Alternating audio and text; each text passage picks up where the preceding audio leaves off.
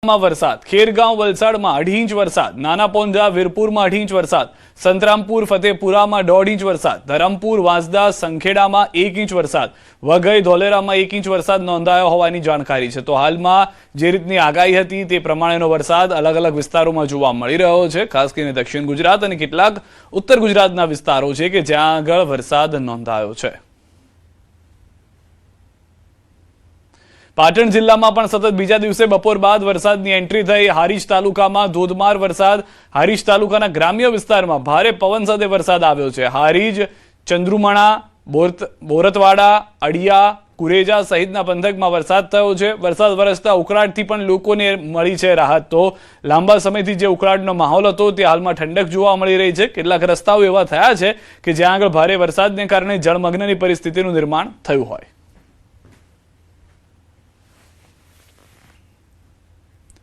નર્મદાના સાગબારામાં જંગલ જમીન વિવાદને લઈને આદિવાસીઓના અહિંસક ધરણાનો આજે 6થો દિવસ છે। જંગલ જમીનના ખેડાણના મુદ્દે આદિવાસી ખેડૂતો મક્કમ છે અને સરકાર તરફથી ન્યાય ન મળે ત્યાં સુધી ધરણા ચાલુ રાખવાની ચીમકી આપી છે। જે દરમિયાન આજે ડેડિયાપાડાના ભાજપના આગેવાનો અને નેતાઓ, જેમાં પૂર્વ મંત્રી મોતીલાલ વસાવા તથા ભાજપ આગેવાન શંકર વસાવા ધરણા સ્થળે પહોંચ્યા હતા। નેતાઓએ આદિવાસીઓ સાથે ધરણા પર બેસી સરકાર સમક્ષ રજૂઆત કરવાની ખાતરી આપી હતી। હવે આવતીકાલે કોંગ્રેસના નેતાઓ આવશે। અમિત ચાવડા, ધારાસભ્ય અનંત પટેલ સહિતના આગેવાનો પણ ખેડૂતોને મળવા પહોંચશે।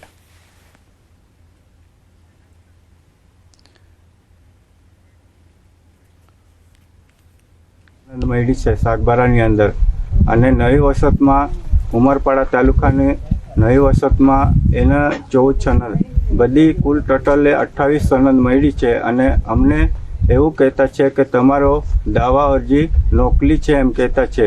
તો એ લોકોને સનદ મળી તો અમને કેમ અમારી કે દાવા અરજી નોકલી બતાવી છે।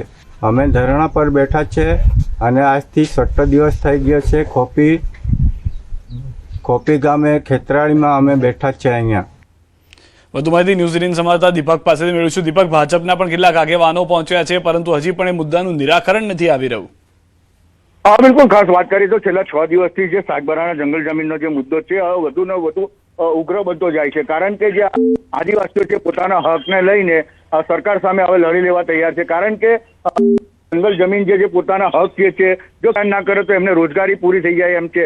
ત્યારે આ જે 6 દિવસથી જયારે એ લોકો ધરણા પર બેઠા તેમની સાથે હવે રાજકીય ગરમાવો પણ પકડો છે। કારણ કે જે તમામ પક્ષના જે નેતાઓ છે એમના સમર્થનમાં આવી રહ્યા છે। પહેલા જે સાંસદ મનસુખ વસાવા અને ડોક્ટર દર્શનાબેન દેશમુખ જે ભાજપના ધારાસભ્ય અને સાંસદ છે તેઓ તેમના ધરણા પર એમની સાથે ધરણા પર બેસી ચૂક્યા હતા। ત્યારબાદ આપના જે નેતાઓ છે તે લોકો જે સમર્થનમાં આવ્યા હતા। પરંતુ હવે આવતીકાલે જયારે કોંગ્રેસમાંથી જે અમિત ચાવડા છે, જે અનંત પટેલ ધારાસભ્ય છે અને અનેક કોંગ્રેસ જે નેતાઓ છે જે તેમના સમર્થનમાં આવી રહ્યા છે, એટલે આ જે જંગલ જમીનનો જે મુદ્દો છે વધુ ને વધુ હવે ઉગ્ર બનતો જાય છે। અને ઉગ્ર બનતા હવે પ્રશ્ન એ છે કે જો આટલા બધા નેતાઓ એમને મળતા હોય, સમર્થન આપતા હોય, તે છતાં પણ એમનો સરકાર ઉકેલ ના લાવતા હોય તો હવે આ જે ધરણા છે હવે અહિંસક છે, જે હવે હિંસક બને તેમ પણ લાગી રહ્યું છે।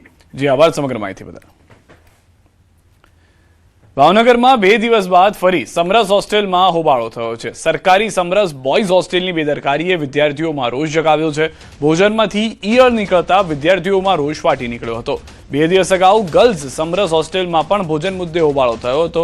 વિદ્યાર્થીઓનો આક્ષેપ છે કે હોસ્ટેલમાં અવારનવાર ભોજનમાંથી કીડા અને જીવાતો નીકળે છે અને પાણીની સમસ્યાનો પણ સામનો કરવો પડે છે। સવારના નાસ્તામાં મરેલી ગરોળી તેમજ ભોજનમાં જીવાતો નીકળતી હોવાના આક્ષેપોને લઈને વિદ્યાર્થીઓ આરોગ્ય સાથે ચેડા થતા હોવાના આક્ષેપ કર્યા છે। સમગ્ર મામલે એબીવીપીના વિદ્યાર્થીઓ અને હોસ્ટેલના વિદ્યાર્થીઓએ સંચાલકો સામે વિરોધ નોંધાવ્યો હતો। પાણીની સુવિધા નથી અને આપણે રૂમમાં લાઇટ અને પંખા એ બધું મહિના સુધી અમે કમ્પ્લેન કરીએ તો પણ એના પર એક્શન લેવાતો નથી। અને જમવામાં આજે સવારમાં નાસ્તામાં સવારમાં આખી ગરોળી નીકળી અને અત્યારે અમે બપોરે જમવા ગયા તો મગમાં કીડો નીકળ્યો અને દાળમાં ઈયળ નીકળી અને તો અમે સરને કીધું કે સર આ નીકળી તો સરે શું કીધું એમ કે જે છે એ તો જમો એમ કે ત્યાં વોર્ડન હતા એ અત્યારે જ એવું કીધું। અમે અમારી આંખે જોયું કે અહીંયા સમરસની શું હાલત છે। 2 દિવસ પહેલા પણ વિદ્યાર્થી પરિષદે બહેનોની હોસ્ટેલમાં કર્યું હતું આંદોલન અને આજે ફરીવાર એ જ ઘટના બોયઝ હોસ્ટેલમાં બની છે। વિદ્યાર્થી પરિષદ આજે આવ્યું છે અને જો આજે આની માંગ નહીં કરાય તો 2 દિવસની અંદર ઉગ્રમાં ઉગ્ર આંદોલન કરશે. સુરતની સમાચાર. ડેન્ગ્યુની સારવાર દરમિયાન 14 વર્ષના કિશોરનું મૃત્યુ થયું છે. તબીબી બેદરકારીથી મોત થયા હોવાનો આક્ષેપ છે. પાંડેસરાની સ્વસ્તિક હોસ્પિટલમાં ચાલી રહી હતી સારવાર. ઇન્જેક્શન બાદ અચાનક તબિયત લથડી. અડધા કલાકમાં કિશોર બેભાન થઈ ગયો. ડોક્ટરે ખોટી દવા આપ્યાનો પરિવારનો આક્ષેપ. પાંડેસરા પોલીસે તપાસ હાથ ધરી છે.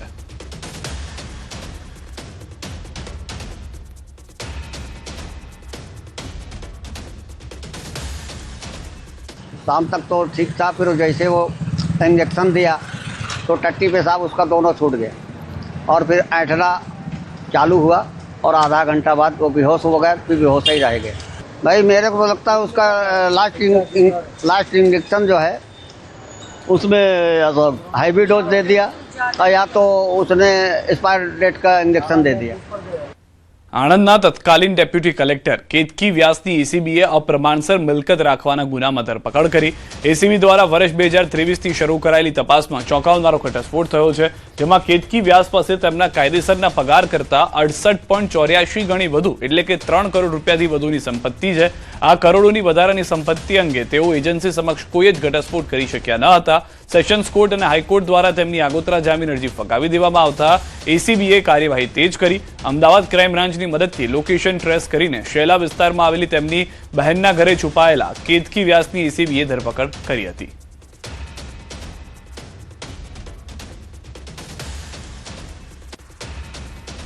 બે 2012-13 થી 23 સુધીનો જે ચેક પીરિયડ છે એમાં એમણે 78 લાખનો પગાર મેળવેલો છે. સામે રસોડા ખર્ચ ફક્ત 15,90,000 જ છે. એમાં મતલબ કે જે સિદ્ધાંત નક્કી કરેલા છે એ સિદ્ધાંત કરતાં પણ એમણે ઓછી રકમ ખર્ચેલી છે અને ઓછી રકમ ઉપાડ કરેલી છે. ત્યારે વધારે શંકા જાય કે આટલી રકમ ઓછી ઉપાડ કરવા પાછળના કારણો શું. આ જે રકમ એમને પગાર પેટે મળેલી એની કઈ પ્રોપર્ટી વસાવેલી, આ બધું જ કેલ્ક્યુલેશન કરી એમની સામે એમણે જે કુલ પગાર એમને મેળવ્યો છે એની સામે એમને જે કાયદેસરની મેળવેલ આવક છે એમની 5,17,00,000 સમથિંગ, એની સામે એમની વધારાની જે આવક જે ગણાય પગારમાંથી બાદ કરતા એ 3,56,00,000ની એટલે કે 68.84% એમની વધારાની સંપત્તિ જણાઈ આવી છે. એટલે આ ગુનો દાખલ થયો. તો કેતકી વ્યાસની ધરપકડ બાદ તપાસ શરૂ થઈ ચૂકી છે. કેતકી વ્યાસની સાથે રાખીને એસીબીની તપાસ બોડકદેવ ખાતેના નિવાસસ્થાને તપાસ કરવામાં આવી. શિવાલિક લેગેસીના નિવાસસ્થાને તપાસ. અપ્રમાણસર મિલકતની ફરિયાદ બાદ મકાન સીલ કરવામાં આવ્યું હતું. એસીબીની ટીમ દ્વારા પંચનામું કરવાની કામગીરી શરૂ. ધોરાજીના સ્ટેશન રોડ વિસ્તારમાં રખડતા શ્વાનનો ભારે આતંક સામે આવ્યો છે. 13 ઓગસ્ટના રોજ સવારે 9 વાગ્યાથી બપોર સુધીમાં 11 લોકોને શ્વાને બચકા ભરતા તમામને સરકારી હોસ્પિટલમાં સારવાર માટે ખસેડવામાં આવ્યા હતા. હોસ્પિટલમાં દર્દીઓને ધનુર અને એન્ટી રેબીઝ રસી આપવામાં આવી છે. મેડિકલ ઓફિસરે લોકોને અપીલ કરી છે કે શ્વાન કરડે ત્યારે ચટણી કે કોઈ મલમ ન લગાવવું, ખોટા ઘરગથ્થુ ઉપચારથી બચવું જોઈએ. ખાસ કરીને કૂતરું કરડેલી જગ્યા પર લાલ મરચું કે ચટણી લગાવવાની પ્રથા તદ્દન ખોટી છે. તેને બદલે ઘાને 10 મિનિટ સુધી વહેતા નળના પાણી નીચે ધોવા જોઈએ અને તાત્કાલિક નજીકની સરકારી હોસ્પિટલમાં જઈને રસી મુકાવી અત્યંત આવશ્યક છે.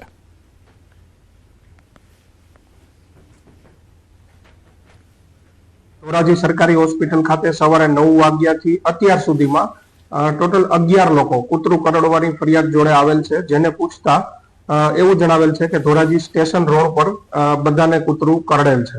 જેમને ધનુરનું ઇન્જેક્શન, કૂતરું કરડવા માટે જે આપવામાં આવતું હોય એ ઇન્જેક્શન, ઉપરાંતમાં જે હડકવા માટે જે રસી મુકાતી હોય છે એ ઇન્જેક્શન, એ બધી વેક્સિન અહીં આપેલી છે.